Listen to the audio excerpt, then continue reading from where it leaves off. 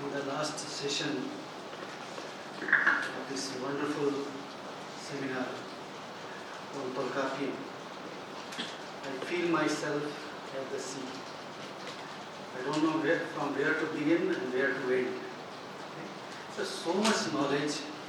It was such a rewarding, enriching seminar, and I feel myself really fortunate that Professor Damodaranji gave me this opportunity, and I am equally thankful to the chairperson of Bharatiya Bhasha Kendra, Professor Om Prakash Singh ji. Thank you, sir, very much for associating me with this great academic event. Professor Mazara, Mehdi Hussain ji, Professor Om Prakash Singh ji, Professor Dhananjay Singh ji, Professor RAJNISH Kumar Mishra ji. In the audience we have Professor Ramchandra ji and Dr. Gopal ji, and all distinguished people here and research scholars and friends. Thank you very much. And I don't know whether I am able to deliver a keynote in this very important event, but with all awareness of my limitations, I share a few things with you, and I would like to focus on placing the text in the Indian context, that is TOLKÄPPIYAM, because it is very important. Mostly we are misled by the colonial history, as you know. So much misconception has been popularized, and it has gone down deeply in our psyche also. We need to get rid of it as soon as possible. First of all, there is nothing like North and South India. It has never been. Okay? It has never been. It was planted during the British time, during the colonial period, so that India should appear divided and conflict oriented, in conflict with each other. That may serve their purpose of the colonizers, but for the people of this country it has caused great harm. It is not only geographical division, North and South. There are so much implied meanings, or you can say motives which are there. Like with this single classification, you can divide the country at a more deeper level, like Arya Dravid, like Sanskrit Tamil in language, and many more. And it may generate lots of problems and conflicts which we might have witnessed. And I would not forget the role of the Bombay movies in widening this gap. They had also created this gap, and they are also among the same kind of conspirators who divided our country. From the ancient texts, if you take the take the source of the Puranas and other ancient texts, our country is, of course, there is a kind of arrangement, there is a kind of classification, but not in opposition. It is said Panch Dravidic Kshetra and Panch God Kshetra. That's all. It is nothing like North and South. Panch Dravid, Panch God. जितने उधर अरावली के ये से बिंद के उस तरफ हैं पंच द्रविड़ क्षेत्र हैं, और इस तरफ पंच God, and there is a continuous dialogue, continuous interaction, and that's why you can see the scholars and the ascetics come from all over the country. They don't consider this country as divided. इसी अर्थ में, in that context, I was using the word साहित्य. सहित का भाव है, सहित है ना, सबका समावेश है, सर्व समावेशी, all inclusive. our literature, if literature divides us, then this is not a literature. Sahitya in that sense. I told you earlier also, whenever I use the word literature, because I am supposed to speak in English, please think of साहित्य. दूसरा meaning इसका ये है कि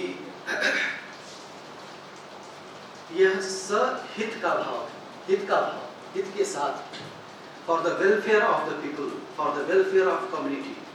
तो we compose साहित्य और काव्य not just for the purpose of entertainment. There are 64, more than 64 fine arts. I should not use the word fine. All arts are fine. Okay. This is Hegel, who popular, who got with whose work this term got popularized. But anyways, 64 fine arts. Chatushashti kala, ये कहा जाता है. And enumerations are there in Shukra Niti Sar, in Vatsyayana's Kama Sutra, and also in a Buddhist text titled Lalit Vistar. There are more than 64 fine arts enumerated in that text. Well, so all arts are fine, okay? And there is nothing like that these art forms are primarily or ultimately meant for entertainment. इनसे मनोरंजन होता है, लेकिन ये प्राथमिक रूप से या अंतिम रूप से मनोरंजन इनका उद्देश्य नहीं. उद्देश्य क्या है? साहित्य is also one of the arts. काव्य रचना, poetic composition, that is also a kind of art. कला जिसको हम कहते हैं, कला. And the ultimate purpose is the quest for the self. Ultimately, all art forms are introspective. They are the various modes and methods of the quest of the self. And that's why this culture is called Adhyatmik Sanskriti, Adhyatmik. The question of the self is at the center. In this context, we compose literature. With this purpose, we compose literature. The third aspect of this literary composition is that it is jnanatmak, knowledge oriented. So, while discussing poetic flaws, and the same can be seen here also in TOLKÄPPIYAM, that if you violate linguistic rules or rules of grammar, let us say, or conventions popular in various parts of the country, if you violate such things, then definitely it is going to harm the poetic excellence. The audience will get fed up if he or she can see any kind of flaw in poetry. So काव्यत्व की हानि हो जाती है ऐसे करके. दोष होता है काव्य में, जब दोष दिखाई देता है तो काव्यत्व की हानि हो जाती है. तो उससे बचने की सलाह दी गई है. और ये बात कि literature is a knowledge discourse, काव्य is a knowledge discourse, it has been reiterated. And if you go through this great text, TOLKÄPPIYAM, it also verifies this statement. I just quote from two quotations, one from Natya Shastra and another from Kavya Alankar of Bhaman, just to establish this. Bharat Muni, in his Natya Shastra, the first chapter, 116th verse says, न तज्ञान न तत्शिल्प न सा विद्या न सा कला नासो योगो न कर्म नाट्यस्मिन् न दृश्यते. There is no knowledge, there is no art form, craft, there is no knowledge discipline, there is no art, there is no yoga, and any activity, any kind of activity which is not depicted in the wider framework of Natya or literature. So, literature assimilates all the knowledge disciplines. And also, in 9th century AD, Rajshekhar in his Kavya Mimamsa particularly argues for this inclusion or for acceptance of Kavya as a knowledge discourse. And there is enumerates that there are 14 knowledge disciplines, then literature is 15. Panchadashi Vidya, Sahitya Panchadashi Vidya. So 14 Vidyaएं हैं, तो साहित्य पंचदशी विद्या. There are 6 Vedangas, then 7th is Alankara Shastra. And there are 4 disciplines of knowledge, then Panchami is Sahitya Vidya, 5th is Sahitya Vidya. Like this. So he is trying to assimilate literature also in that framework of classification of the knowledge text. One important thing is that when he is saying, he is arguing for Saptam Vedanga or Panchadashi Vidya, 15th knowledge discipline, the last one. He is not saying that, he is not simply giving us the enumeration that there are 14 Vidyas and 15th is Sahitya. वो केवल गिनती नहीं गिना रहे हैं कि 14 विद्याएं हैं तो 15वीं विद्या साहित्य है. उनके कहने का अर्थ ये है कि इन 14 विद्याओं का समाहार साहित्य में हो जाता है, 6 वेदांगों का समाहार साहित्य में हो जाता है. और उदाहरण भी बड़ा अच्छा देते हैं. He gives the example. Suppose you want to study Vedas, then you need of course phonetics, then grammar, then etymology, then social thought, astronomy and prosody. These 6 disciplines. Okay. Now, how can you explain the meaning of the mantras like Dvasuparna, Saija, Sakhaya, Saman, Vriksham, Parishashvadati? That there is a description that 2 birds are sitting on the same branch of the same tree. One is eating the fruit, the other is just watching. Now tell us which among these 6 disciplines can explain the meaning of this metaphor. These 2 words are metaphor of Jiva and Brahman. So which Vedanga would explain? You need Alankar Shastra, Kavya Shastra to explicate the meaning of this verse. So this is how it has been argued. And the same kind of spirit is presented in this great encyclopedic text, Shastra text, I should say, encyclopedic Shastra text, knowledge text, TOLKΑPPIYAM. As you know, it's a part of Purulaitakaram, and Cheval is the longest section, largest section of this book, where he discusses about the 34 elements of poetry, literature in that sense, and 26 pertain to all poetic forms. These are enumerated and we don't go into it. The first 26 are enumerated for all literary forms, poetic forms, and other 8 are pertinent for Prabandha. Prabandha means something like you have narrative poetry, like epic also. So these are very, very important. So the same kind of classification you will find in Sanskrit also, like Bharat Muni enumerates 36 Kavya Lakshanas, poetic features, and literature is also structurally, from the point of view of structure, it is divided as Prabandha Kavya or Khanda Kavya or Muktak. Prabandha Kavya, like epic, then Khanda Kavya, relating to one aspect of life in that sense. Sometimes it is called Kshudra Kavya also by the Sanskrit poeticians, because of its volume. It's less than the epic poetry. And Muktak, independent compositions like song, lyrics, etc. So all such things are there. What is important in this text, TOLKΑPPIYAM, is that the author has never failed to explain or bring forth that the poetic form as well as the meter which is applied there should be consistent in full conformity with the emotion which is being expressed. This is being expressed. This is very, very important. And it has been noted by great poeticians in our tradition.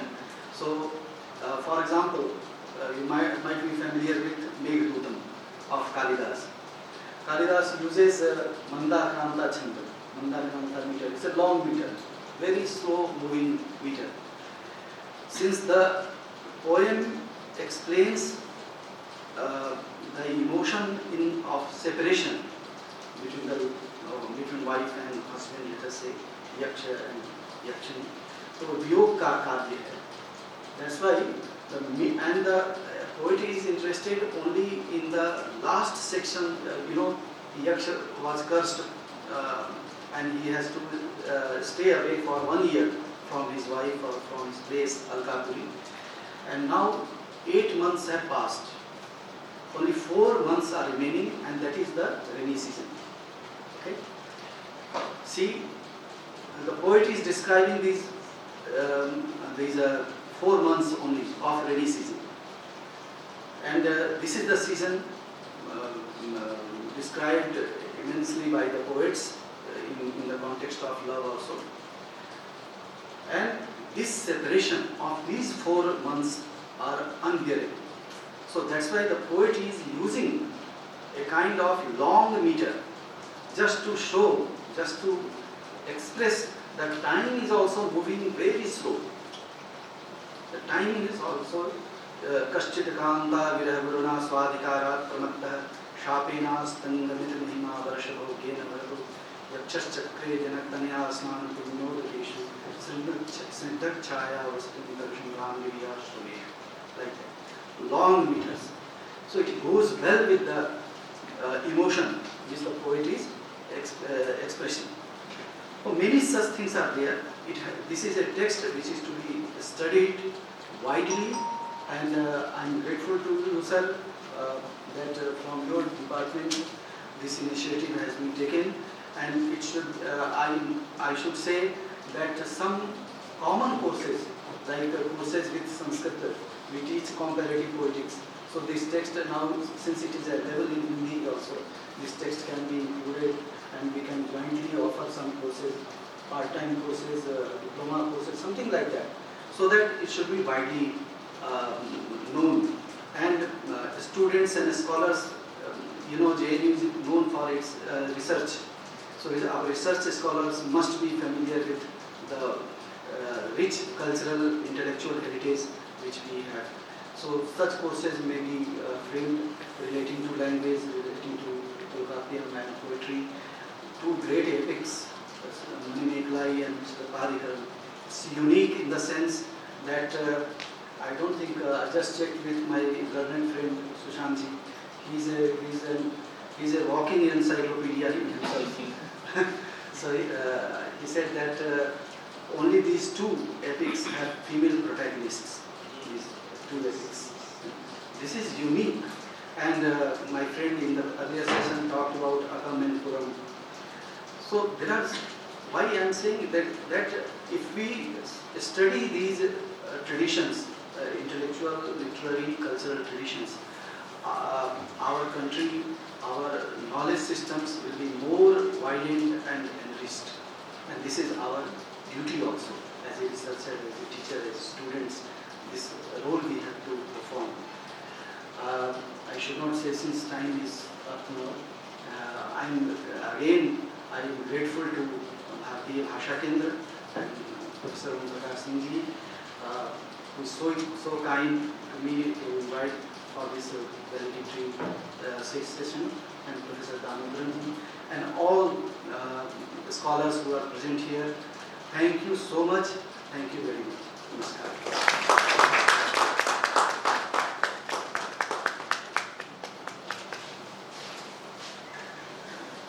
Thank you very much for the keynote address, sir. With all of your participation, we have successfully completed all the sessions of the symposium. Without all of your cooperation, we couldn't have done this. I thank all of you for that, sir. Now I welcome Mr. Kamalakannan, Research Scholar of Tamil, to deliver the vote of thanks.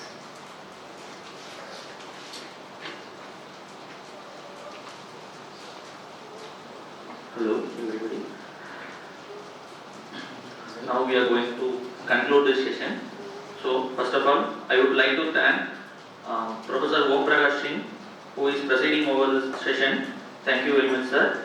Then I would like to extend my thanks to Professor Mazhar Mehdi Hussain sir for this welcome address. Then I would like to thank Professor Dhananjay Singh sir for this felicitation address, and Professor Sushant Mishra sir for his brief address, and Professor Rajnish Kumar Mishra sir for his keynote address. And I would like to thank all the participants of various departments and from various universities, and all the participants who presented the paper, for all who has participated directly and all others who are participating virtually. On behalf of JNU Tamil Stream, I thank you all. And finally, I would like to thank my colleagues who themselves took a task, and they are still now they are doing it with their utmost efforts. So I would like to thank them all. Thank you all.